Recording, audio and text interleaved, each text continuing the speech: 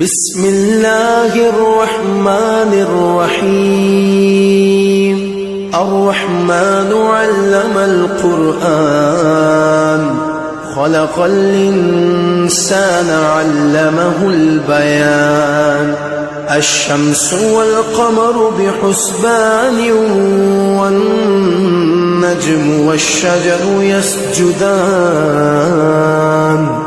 والسماء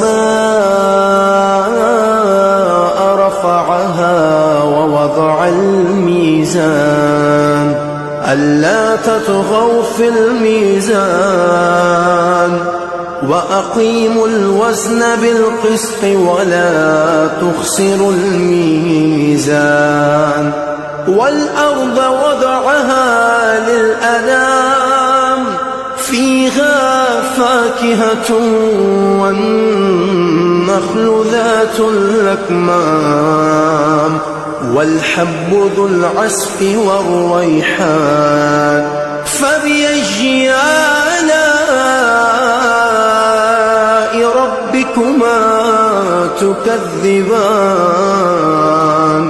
خلق الإنسان من صلصال كالفخار، وخلق الجان